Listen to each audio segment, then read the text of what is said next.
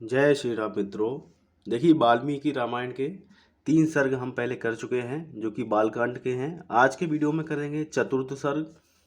महर्षि वाल्मीकि का 24,000 श्लोकों से युक्त रामायण काव्य का निर्माण करके उसे लव कुश को पढ़ाना, मुनि मंडली में रामायण गान करके लव और कुश का प्रशंसित होना तथा अयोध्या में श्री राम द्वारा सम्मानित हो उन दोनों का दरबार में रामायण गान सुनाना। श्री रामचंद्र जी ने जब वन से लौटकर राज्य का शासन अपने हाथ में लिया, उसके बाद भगवान वाल्मीकि मुनि ने उनके संपूर्ण चरित्र के आधार पर विभिन्न पद और अर्थ से युक्त रामायण काव्य का निर्माण किया। इसमें महर्षि ने 24,000 श्लोक, 500 सर्ग तथा उत्तर सहित 7 कांडों का प्रतिपादन किया है। भविष्य तथा उत्तरकांड सहित समस्त रामायण पूर्ण कर लेने के पश्चात समर्थशाली महाज्ञानी महर्षि ने सोचा कि कौन ऐसा शक्तिशाली पुरुष होगा जो इस महाकाव्य को पढ़कर जम समुदाय में सुना सके। शुद्ध अंतःकरण वाले उन महर्षि के इस प्रकार विचार करते ही मुनिवेश में रहने वाले राजकुमार कुश और लव ने आकर उनके चरणों में प्रणाम किया। राजकुमार कुश और लव दोनों भाई धर्म के ज्ञाता और यशस्वी थे। उनका स्वर बड़ा ही मधुर था और वे मुनि के आश्रम पर ही रहते थे। उनकी धारणा शक्ति अद्भुत थी और वे दोनों ही वेदों में पारंगत हो चुके थे। भगवान वाल्मीकि ने उनकी ओर देखा और उन्हें सुयोग समझकर उत्तम व्रत का पालन करने वाले उन महर्षि ने वेदार्थ का विस्तार के साथ ज्ञान कराने के लिए उन्हें सीता के चरित्र से युक्त संपूर्ण रामायण नामक महाकाव्य का, जिसका दूसरा नाम पौलस्त्य वध अथवा दशानन वध था, अध्ययन कराया। वह महाकाव्य पढ़ने और गाने में भी मधुर, धृत,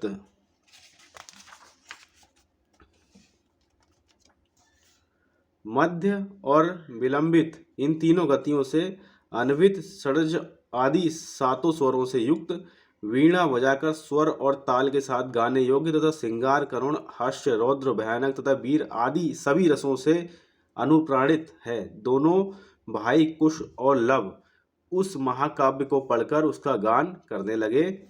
वे दोनों भाई गांधर्व विद्या यानी कि संगीत शास्त्र के तत्वज्ञ, स्थान और मूर्छादनान के जानकार, मधुर स्वर से संपन्न तथा गंधर्वों के समान मनोहर रूप वाले थे। सुंदर रूप और शुभ लक्षण उनकी सहज संपत्ति थे। वे दोनों भाई बड़े मधुर स्वर से वार्तालाप करते थे। जैसे बिंब से प्रतिबिंब प्रकट होते हैं, उसी प्रकार श्री राम के शरीर से उत्पन्न हुए वे दोनों राजकुमार दूसरे युगल श्री राम ही प्रतीत होते थे। वे दोनों राजपुत्र सब लोगों की प्रशंसा के पात्र थे। उन्होंने उस धर्माकुल उत्तम उपाख्यानमय संपूर्ण काव्य को जिह्वाग्य कर लिया था और जब कभी ऋषियों, ब्राह्मणों तथा साधुओं का समागम होता था, उस समय उनके बीच में बैठकर वे दोनों तत्वज्ञ बालक एकाग्रचित्त हो रामायण का गान किया करते थे। एक दिन की बात है, बहुत से शुद्ध अंतःकरण वाले महर्षियों की मंडली एकत्रित हुई थी। उसमें महान सौभाग्यशाली तथा समस्त शुभ लक्षणों से सुशोभित महामनस्वी कुश और लव भी उपस्थित थे। उन्होंने बीच सभा में उन महात्माओं के समीप बैठकर उस रामायण काव्य का गान किया। उसे सुनकर सभी मुनियों के नेत्रों में आंसू भर आए और वे अत्यंत विस्मय विमुग्ध होकर उन्हें साधुवाद देने लगे। मुनि धर्मवत्सल तो होते ही हैं, वे धार्मिक उपाज्ञान सुनकर उन सबके मन में बड़ी प्रसन्नता हुई। वे रामायण कथा के गायक कुमार कुश और लव की जो प्रशंसा के ही योग्य थे, इस प्रकार प्रशंसा करने लगे। अहो, इन बालकों के गीत में कितना माधुर्य है! श्लोकों की मधुरता तो और भी अद्भुत है।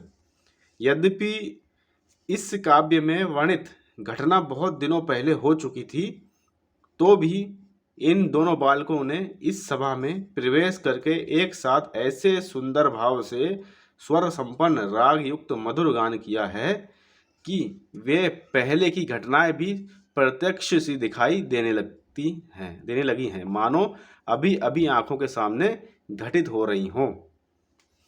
इस प्रकार उत्तम तपस्या से युक्त महर्षि गण उन दोनों कुमारों की प्रशंसा करते और वे उनसे प्रशंसित होकर अत्यंत मधुर राग से रामायण का गान करते थे। उनके गान से संतुष्ट हुए किसी मुनि ने उठकर उन्हें पुरस्कार के रूप में एक कलश प्रदान किया।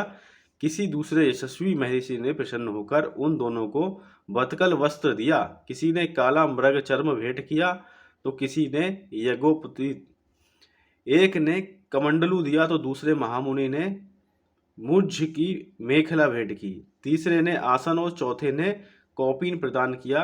किसी अन्य मुनि ने हर्ष से भरकर उन दोनों बालकों के लिए कुठार अर्पित किया। किसी ने गेरुआ वस्त्र दिया तो किसी मुनि ने चीर भेंट किया। किसी दूसरे ने आनंदमग्न होकर जटा बांधने के लिए रस्सी दी तो किसी ने समीधा बांध कर लाने के लिए डोरी प्रदान की। एक ऋषि ने यज्ञ पात्र दिया तो दूसरे ने काष्ठ भार समर्पित किया। किसी ने गूलर की लकड़ी का बना हुआ पीड़ा अर्पित किया। कुछ लोग उस समय आशीर्वाद देने लगे, बच्चों तुम दोनों का कल्याण हो। दूसरे महर्षि प्रसन्नता पूर्वक बोल उठे, तुम्हारी आयु बढ़े। इस प्रकार सभी सत्यवादी मुनियों ने उन दोनों को नाना प्रकार के वर दिए। महर्षि वाल्मीकि द्वारा वर्णित यह आश्चर्यमय काव्य परवर्ती कवियों के लिए श्रेष्ठ आधारशिला है। श्री रामचंद्र जी के संपूर्ण चरित्रों का क्रमशः वर्णन करते हुए इसकी समाप्ति की गई है। संपूर्ण गीतों के विशेषज्ञ राजकुमारों, यह काव्य आयु एवं पुष्टि प्रदान करने वाला तथा सबके कान और मन को मोह लेने वाला मधुर संगीत है। तुम दोनों ने बड़े सुंदर ढंग से इसका गान किया है। एक समय सर्वत्र प्रशंसित होने वाले राजकुमार कुश और लव अयोध्या की गलियों और सड़कों पर रामायण के श्लोकों का गान करते हुए विचर रहे थे।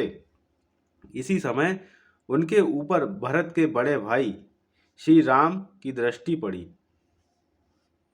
उन्होंने उन समादर योग्य बंधुओं को अपने घर बुलाकर उनका यथोचित सम्मान किया। तदंतर शत्रुओं का संहार करने वाले श्री राम सुवर्ण में दिव्य सिंहासन पर विराजमान हुए। उनके मंत्री और भाई भी उनके पास ही बैठे थे। उन सबके साथ सुंदर रूप वाले उन दोनों विनयशील भाइयों की ओर देखकर श्री रामचंद्र जी ने भरत, लक्ष्मण और शत्रुघ्न से कहा, ये देवता के समान तेजस्वी दोनों कुमार विचित्र अर्थ और पदों से युक्त मधुर काव्य बड़े सुंदर ढंग से गाकर सुनाते हैं। तुम सब लोग इसे सुनो। यूं कहकर उन्होंने उन दोनों भाइयों को गाने की आज्ञा दी। आज्ञा पाकर वे दोनों भाई वीणा के लय के साथ अपने मन के अनुकूल तार उच्च एवं मधुर स्वर में राग अलापते हुए रामायण काव्य का गान करने लगे। उनका उच्चारण इतना स्पष्ट था कि सुनते ही अर्थ का बोध हो जाता था। उनका गान सुनकर श्रोताओं के समस्त अंगों में हर्ष जनित रोमांच हो आया तथा उन सबके मन और आत्मा में आनंद की तरंगें उठने लगीं। उस जनसभा में होने वाला वह गान सबकी श्रवणेंद्रियों को अत्यंत सुखद प्रतीत होता था। उस समय श्री राम ने अपने भाइयों का ध्यान आकृष्ट करते हुए कहा, ये दोनों कुमार मुनि होकर भी राजोचित लक्षणों से संपन्न है, संगीत में कुशल होने के साथ ही महान तपस्वी हैं। ये जिस चरित्र का प्रबंध काव्य का गान करते हैं वह शब्दालंकार, उत्तम गुण एवं सुंदर रीति आदि से युक्त होने के कारण अत्यंत प्रभावशाली है। मेरे लिए भी अभ्युदय कारक है, ऐसा वृद्ध पुरुषों का कथन है। अतः तुम सब लोग ध्यान देकर इसे सुनो। तदंतर श्री राम की आज्ञा से प्रेरित हो वे दोनों भाई मार्ग विधान की रीति से रामायण का गान करने लगे। सभा में बैठे हुए भगवान राम भी धीरे धीरे उनका गान सुनने में तन्मय हो गए। चतुर्थ सर्ग यहाँ पे संपन्न हो रहा है। कल करेंगे पंचम सर्ग, जिसमें आपको मिलेगा सुनने को राजा दशरथ द्वारा सुरक्षित अयोध्यापुरी का वर्णन। तो एक बार प्रेम से बोलेंगे, सियावर रामचंद्र की जय, पवन सुत हनुमान की जय।